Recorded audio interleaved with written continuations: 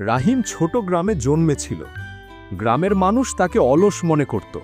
তার মায়ের মুখে প্রতিদিন একই কথা, রাহিম, পড়াশোনা করো, কিছু হও, বন্ধুদের সঙ্গে শুধু বেড়ানো নয়, নিজের ভবিষ্যতের জন্য ভাবো। কিন্তু রাহিমের মন সবসময় অন্যদিকে থাকত। সে বইয়ের বদলে বন্ধুদের সঙ্গে খেলাধুলা, গল্পকথা, সিনেমা দেখার মধ্যে সময় কাটাত। তার বাবা ছোট জমির কৃষক, মা ঘরে ছোটখাট কাজ করে পরিবারকে চালাত। প্রতিদিন বাবা মাঠ থেকে ঘামে ভিজে ফিরত, মা রান্নাঘরে হাত মুড়ে কেটে দিয়ে সন্তানদের যত্ন নিত।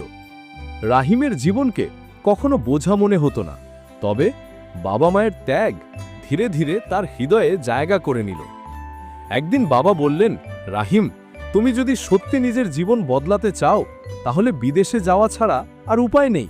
সেখানে কাজ শিখবে, নিজেকে প্রমাণ করবে। আমাদের মায়া আছে, কিন্তু অর্থ নেই তোমাকে সাহায্য করার। তবে তুমি যেতে চাও? রাহিম প্রথমে ভয় পেল। বিদেশ, অপরিচিত দেশ, নতুন মানুষ, নতুন ভাষা। কিন্তু বাবা মায়ের চোখে বিশ্বাসের আলো দেখে সে সাড়া দিল, আমি যাব, চেষ্টা করব। পরের কয়েক সপ্তাহে সে পাসপোর্ট, ভিসা এবং ট্রাভেলিং প্রস্তুতি নিল। গ্রামের জমির ছোটখাটো টুকরো বিক্রি করে বাবা টাকা জোগাড় করলেন। রাহিম বিদায় নিল। মায়ের চোখে অশ্রু, বাবার চোখে গর্ব আর হালকা দুঃখ। এই মিশ্র অনুভূতির মধ্যে রাহিম যাত্রা শুরু করল। সৌদি আরবের এক ছোট শহরে পৌঁছেই রাহিম একটি পরিচিত মজুরের বাড়িতে উঠল। কিছুদিন পরে সে একটি একান্ত নির্জন খামারে কাজ শুরু করল। খেজুরের বাগান, কিছু ছাগল ও উট। প্রথম দিনগুলো কঠিন ছিল। ভাষা বোঝা যাচ্ছিল না, পথ হারানো, সঠিক কাজ শিখা সবই নতুন। বেতন কম, দিন শেষে ক্লান্ত আর ক্ষুধার্ত। কিন্তু মনোবল ভাঙেনি। সে ভাবল, যতই কঠিন হোক, যদি উপার্জন করি মা বাবা খুশি হবে। কিছুদিন পর কাজের রুটিন বোঝা গেল। খেজুরের পরিচ্ছন্নতা, ছাগলদের খাবার, উটের পানি সবই ধীরে ধীরে নিয়মিত রুটিন হয়ে গেল। মরুভূমির একাকিত্ব কখনো চাপ দিতে পারল না, কারণ সে নিজের কাজে মনোযোগী হচ্ছিল। একদিন সন্ধ্যায় হঠাৎ মরুভূমিতে ঝড় উঠল। বালি উঠছে, বাতাস তীব্র। রাহিম ঘরে বসে কাজ করছিল, হঠাৎ বাইরে চিৎকারের শব্দ শুনল। আতঙ্কিত হলেও সরলভাবে বাইরে গেল। দূরে দুটি মেয়ে ভিজে কাঁপছে, পথ হারিয়েছে।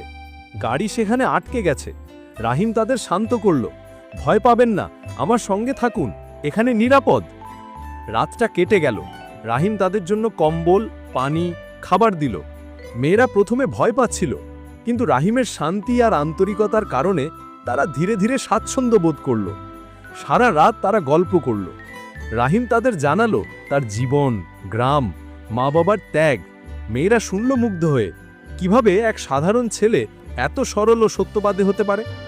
পরের সকাল রাহিম তাদের জন্য নাস্তা বানালো, খামারের আশেপাশে নিরাপদ জায়গায় নিয়ে গেল। মেয়েরা ভেবেছিল এই ছেলেটি তাদের শুধু সাহায্য করতে পারে, কিন্তু এখন তারা অনুভব করল তার সঙ্গে রাত কাটার মানে সাহায্য, বিশ্বাস এবং বন্ধুত্বের জন্ম। পরবর্তী দিনগুলোতে মেয়েরা রাহিমের সঙ্গে খামারের কাজেও সহায়তা করত না, বরং তার সততা, সৎ মনোভাব দেখে তাকে বিশ্বাস করত।